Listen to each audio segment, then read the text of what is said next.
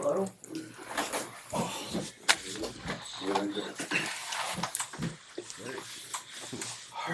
Well, Hi, Chris. I offered Perkins and my colleagues a dollar each to ask you the first two questions unrelated. Before we get going, and I'll get back to you right after. But just first, good afternoon. But wanted to address obviously the news of the day that people will be curious about with regarding Jalen Ramsey. So really, after a couple of weeks of discussions between ourselves internally and Jalen and his representation, we decided that it was probably in the best interest for all parties to move forward. So I will say these decisions aren't done quickly, and they're not taken lightly because we spent a lot of time this off season working through this, talking through things. At the end of the day, Jalen did not ask for a trade. So we went through the process and just felt that after numerous conversations and then talking last week with Jalen and his agent, that it was best to move forward and it was best interest of the Miami Dolphins and for Jalen Ramsey. So with that, I'll open up for questions. Do you expect to trade him before the draft for a draft pick and other assets? I don't know. Trades come together at all different times. You've seen from before the draft, day of the draft, during the draft. Like I think A.J. Brown was during the draft. It happened. When it happens, it'll happen. And if it doesn't, we'll deal with it then. And then my other quick thing for you, I was just really curious the past couple of months, why did you decide not to restructure Tua, create $19 million, and use that to sign the best possible trench players, defensive tackles, offensive linemen, obviously you had Daniels, and make sure you have the best possible trench play on both lines? Why was that decision made not to restructure Tua to create that money? Yeah, we decided we just felt we didn't need to. I think, James was a player we're very happy to get. We're still working through things roster-wise, and with the draft approaching, I would say, the strength of the draft this year aligns with where our needs are, where people would say our needs are. So from that perspective, we just felt that there was no need to restructure Tua and touch the contract, and that we could operate and keep building the team. And that whole process will continue through the draft like it always does with the June 1st and all that, and when we've done that throughout the years here. Did Jalen want a salary adjustment? No, he's not. So if you didn't ask for a trade and you didn't want more money, why is this happening?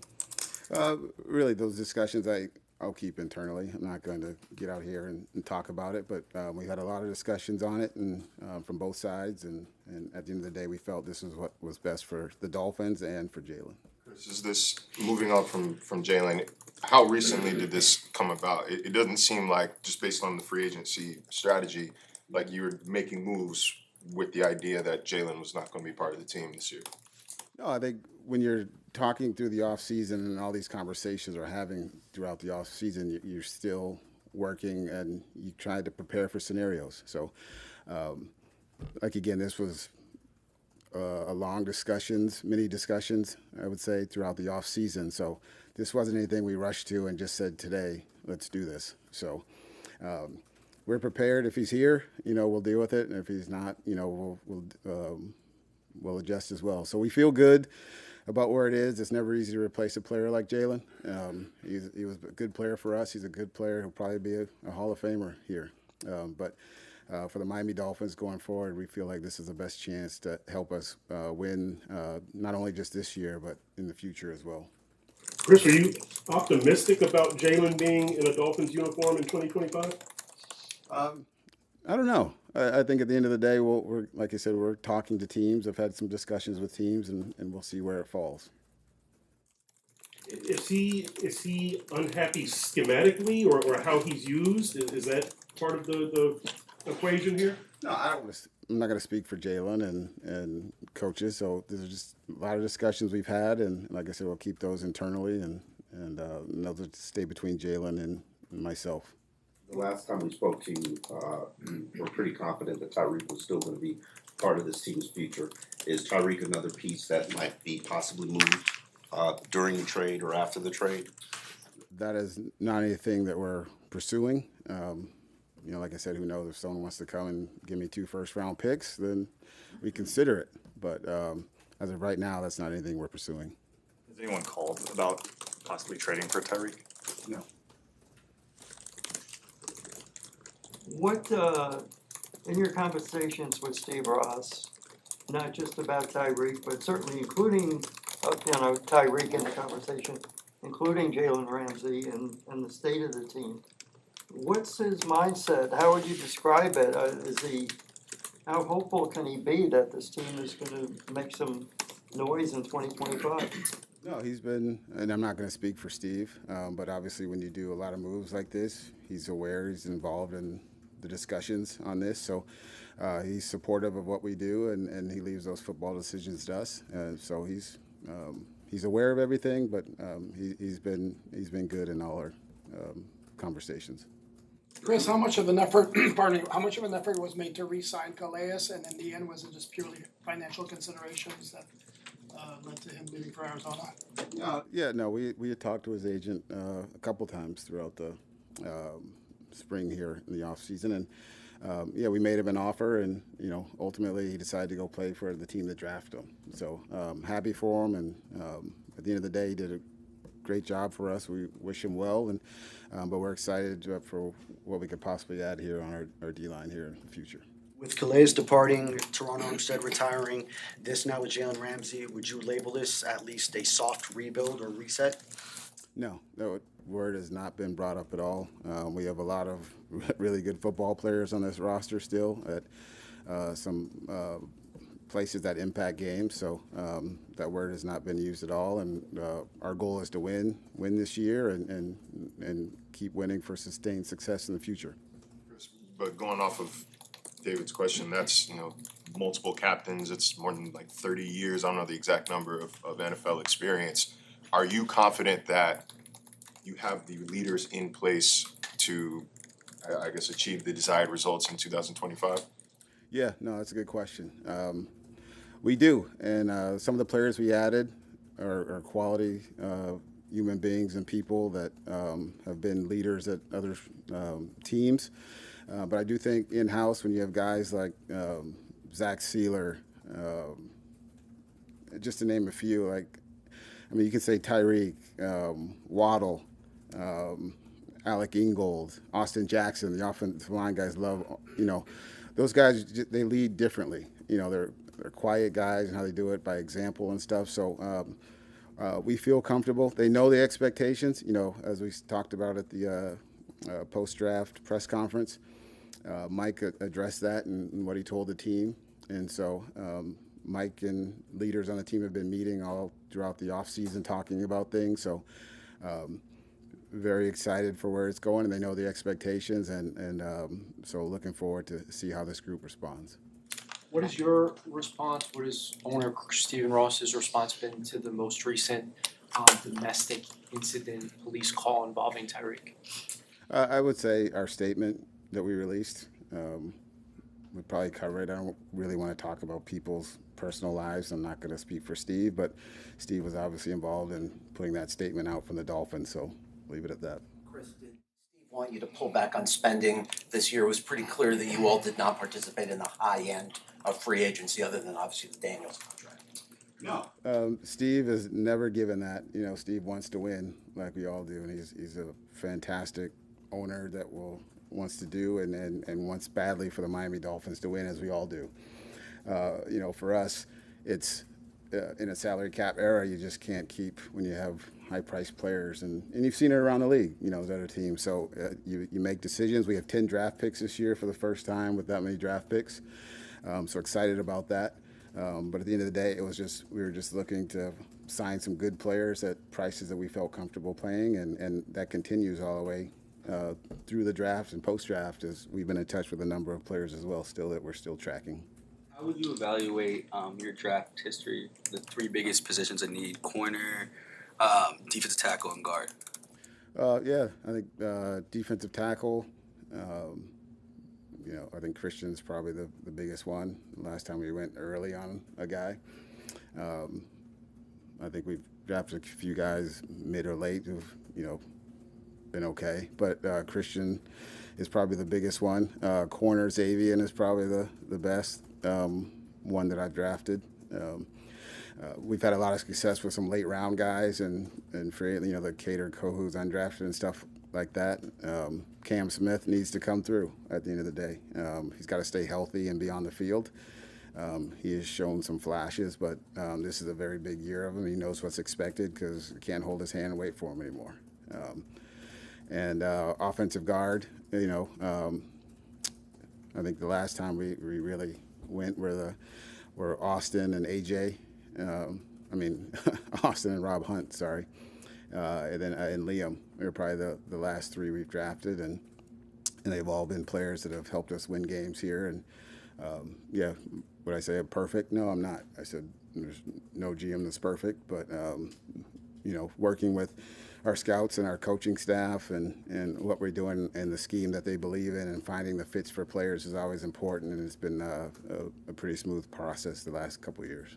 When a parent needs a corner guard and defensive tackle still unfilled, are you going to have to adjust? Are you willing to adjust your preferred best player available approach and consider more strongly players at positions of obvious need? Yeah, it's always a balance with that, because it's sometimes the best players in need. Sometimes, like we've talked in the past, when I said, J.J. Watt, we had defensive players. If he's there, you got to pass on him. But, for us, it's the draft kind of aligns with a lot of the positions of need for us that people perceive and what's on our roster right now. So for us, we think at 13 there'll be good players there that will be NFL-ready players that are also filling needs. So if we choose to stay there, we'll have options, and if we move around, we'll take advantage of that as well. Since the end of the last regular season game, Tyreek has said that I'm out, which I know that he's clarified. Jalen is, you've given him permission to seek a trade. That's two of your best players. That would seem, from an outsider's perspective, to be a red flag, indicating there could be in-house trouble. Would that be an accurate statement? Wildly inaccurate? How would you classify that? I would say, it's for people to judge. I would say wildly inaccurate, but that's me. I think Tyreek has shown that, he clarified that, and he has been here in the building almost every day in the off season. Working incredibly hard. He's been in touch with Robert Prince, our new receivers coach, pretty much every other day. He's been working and doing all the things to show his teammates that this is where he wants to be. As I told you when we met with him after the season, he wanted to be here. There was no indication. So he has been, in terms of when he's in the building doing everything, he's been great. Things happen with players, You see it around the league, and you guys have seen moves like this that have happened. So they happen for all various reasons, and people don't talk about them obviously because they're between the player and the team. But no, there's no internal where people are trying to get out of here, and it's still, I think, the other way because people wanted to come back here. A lot of people that we did not bring back. Chris, you've mentioned it a few times, but for the people who all they see of Tyreek is what he does on Sundays and what happens off the field, what makes you, Mike, the rest of this organization, trust him as a leader, as a captain? What gives you trust in Tyreek Hill? Right. Well, I would say because when we're around him, when he's in the building and he's here, and we see how he works and everything and how his teammates interact, because they voted him captain, and we know with them, but personal lives, people are always dealing with it, and I'm not going to speak on anyone's personal life or what's going on. So all I can do is judge him for when he's here and when he's around the guys and the things he does that shows us that he wants to be here and he's a leader, and those things he's done for the last 2 years here before last season. And so for us, very optimistic about him. People deal with stuff in their personal life, and I leave that to them to handle until it gets to a point where we have to talk about it. Chris, is your thinking that with Iffy and Ashton Davis and with Mick Morris and Elijah Campbell that your two starting safeties are in the building? Yes. yes, we feel good about those three, and Elijah Campbell as well is back. So we feel like we have some depth there, but we'll keep looking to add as well as we will to every position. Mike mentioned at the end of the season about, discipline and accountability. Some of the guys mentioned that too. Now we had Tyreek and what's going on with Jalen. Where do you kind of view the team's culture now and going forward? No, again, it's when people are studying culture and talking about it, it's always interesting because it's you take snippets of what it is or what one person says, and you never know what people have going on. We feel good where it is. Like I said, Mike, when he first came here, had his way of how he wanted to do things, and this has been a steady build of doing it to the way we want it done. And you've been around the guys, and so I'm not going to go into things, but we feel good where the culture is. Like I said, a lot of the leaders and players are involved in taking accountability for it as well. And so all the stuff we talked about at the end of the season has been great, and it's continued all the way through the offseason. Will Patrick Paul be your starting left tackle, or do you intend to sign a challenger? And did you sign Liam with the thinking that he will again be your starting right guard, or just a swing guard and backup center? In terms of Patrick Paul, yes, he will be our starter at left tackle. We'll get the first crack at doing it.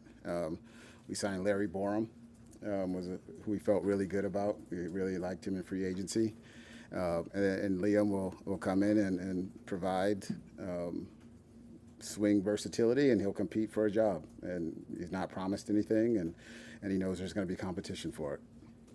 You, in past years, I mean, this is your 10th draft, you've generally filled most positions with players that you felt could not put you in a desperate spot going into the draft, addressing those needs. This year, completely different approach where you've left glaring holes on your roster.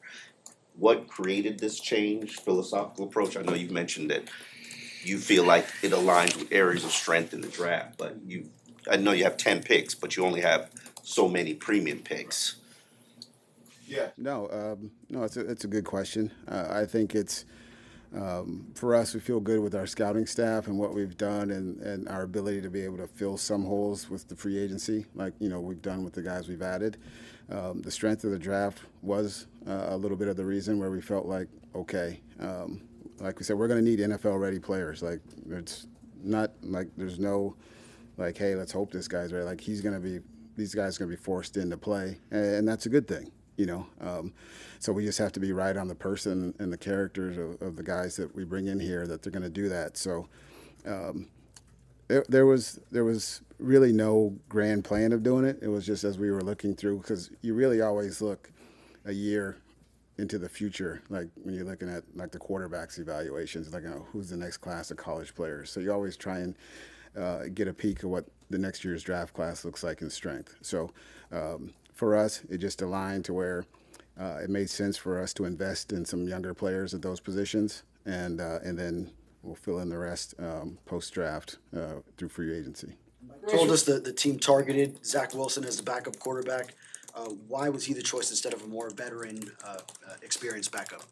Yeah, I think as we were all going through it, and we spent a lot of time on that, with Mike and the offensive coaches and the scouts, and we just felt like Zach had a lot of potential and a lot of talent, and I know, you could go the veteran route with someone that more proven. Zach has won a few games. I know everyone's going to say his record and stuff, but I think for us and dealing with it and getting to know him, talking once he signed and getting to know him and going through it and going back to the relationships people had with him prior to the draft when he came out, we just felt that in talking to him and some veterans that he was the right fit and right choice for us, because we do think that his skill set really fits what our offense does. Chris, would you rule out, regardless of how the draft unfolds, the idea of taking a quarterback in round one, as some in the national media has suggested? I would say we have our starting quarterback, so I wouldn't be looking to it, but I'd never rule anything out, but I would not be looking to draft a quarterback in the first round. Chris, obviously last offseason, you kind of made the decision to pay a lot of your core guys, Tua, Waddle, Tyreek, Ramsey. How do you look at that a year later, given where we are with Ramsey and Tyreek's year? Yeah, I think those decisions are always independent of what it is. They had earned those paychecks and money and getting paid. So at the end of the day, yeah, I don't look back and can't. It's easy to sit back on everything to say like, why did I draft this guy in the third round 2 years ago? They earned it. They're good players. So for us, we just move on and adjust and just keep going. Chris, when you mentioned Mike had been in touch with team leaders this offseason, is there anything you can reveal to us about the nature of those meetings? What he said to them?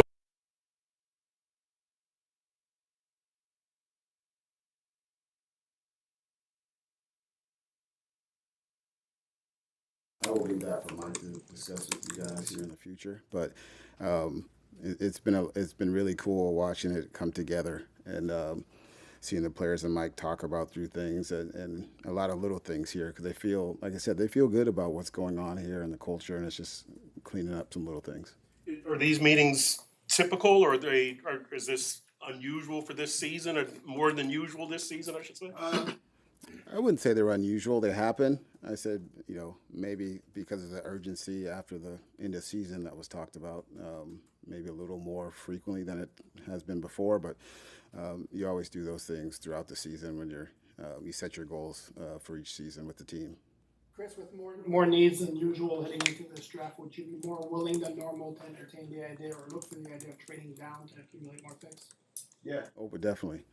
Definitely open to moving around in the draft, and but also if the opportunity arises to get a really good player, be open to figuring out a way to go get them too as well. So we do have needs, but I think you guys would even say that there's more good street free agents on the street now than there have been in a long time. Seems like a lot of veterans are waiting until after the draft to see where they're going to sign. So, there are opportunities to keep building the roster that way. Chris, this is obviously a high-pressure league. Do you personally feel any more pressure in this draft or this season to succeed? No, I feel pressure every year to win. I said you can't, if you don't have pressure and want to win each year, then, we're in the wrong business. We know what it is, for 2 years, we went to playoffs 2 years and people liked some of the stuff we did. And then last year we struggled early and couldn't get out of it. And now everybody is, wants us all fired. So you understand what's going on. You feel the pressure, but you don't let it drive you. You do your job to the best of your ability and work with guys, and you have to work under pressure. And so for me, it's just doing the best job we can and making good, smart decisions for the Miami Dolphins. Chris, obviously, Steven, almost right after the season ended last year, and it comes out with a statement saying that you guys will be back. But there's this line in there where he said, "I'm not satisfied with the status quo." Might be paraphrasing a bit. Yeah. But has he issued any kind of ultimatum to you or to Mike that, like, you need to achieve X, if not, I will find somebody that will this year? No, there's been, but listen, Mike and I want to win probably more than you guys in here, just to get you guys off our backs, But at the end of the day, like I said, it's the NFL. Like, to me, the crazy thing is when you hear some of the really good head coaches in this league that have won all the time and people are calling for them to get fired after a season, like, it's just the nature of the beast. The NFL is, one of the most popular leagues in the world, and you understand that. And so, at the end of the day, you have to just work and try to drown out the noise. Chris, when you say everybody wants us fired, how are you aware of that? Are you on social media, or do people in the building tell you that? Your wife? What makes you say that? Oh, come on, Chris. No. I'm just asking, do you read it yourself, or do people tell, like, how? No, I don't read anything. I don't have anything. It's so just. How are you aware of it? It's like my wife has a good friend that she goes, they go out, and she comes home and she'll be like, "Oh my God, that Omar Kelly said so many mean things about you," So, and I'm like, oh, and I'm like, that's all right. He thinks he doesn't like me anyway. So, but no, I'm just kidding, Omar.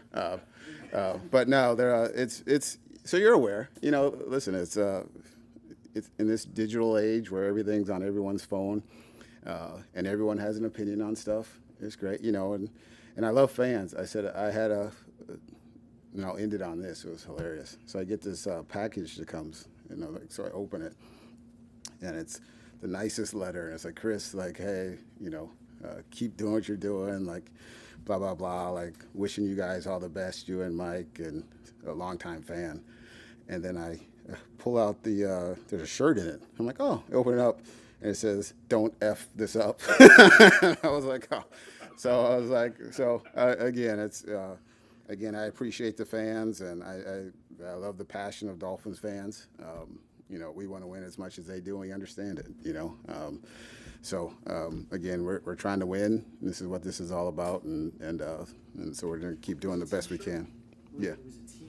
Yeah, with the full word, not F this all. So what happened to the shirt?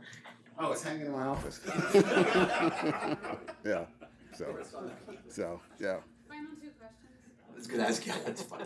On corner, did you all move on from Kendall Fuller for health reasons? And with Kohu, do you in your mind think he can be one of our boundary corners instead of our nickel? Or do you look at it as we need two boundary corners if we trade Jalen? Yeah, like Cater for us he's like a Swiss Army knife, as you know. He can play both inside and out, so he'll have to step up for us, and very confident he will, because when he's healthy and going, he's a good, competitive, tough player. With him, that's kind of how we've viewed him this year as one of the guys that has to step up, as well as, like we said, Cam and Storm, all these guys, and the people that we add in here throughout the draft and post-draft as well. And with Fuller, was it a health reason why you moved on from a modest contract for a starting NFL corner? Yeah. I don't want to get into reasons for why, but one of my favorite people, just in the short time I got to know him, a really quality human being. With the 10 years running the draft for this team, you were former director of college scouting. What have you learned about the process and maybe about yourself that will help you in 2025?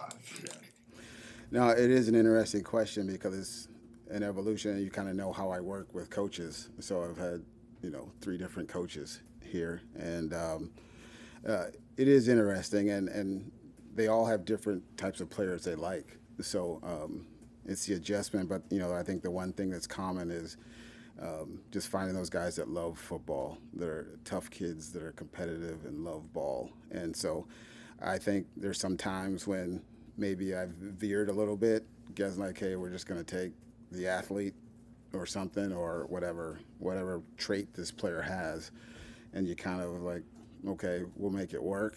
Sometimes it does, it doesn't always. And so I think we do a lot of work, vetting backgrounds and personalities of players, and I think that plays a big role in the success of people, because, like you said, these players read everything that is said about them. You guys know. I mean, and for those guys to handle it, it takes a special player to be able to handle it, because they want to react to everything someone says about them. So, myself, I think for me sometimes,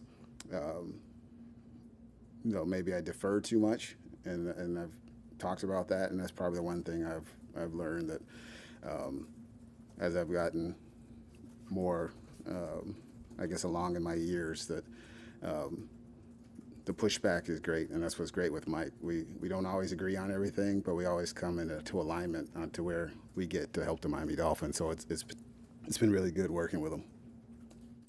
Thanks, guys. Thank you, Chris. Thanks, Chris.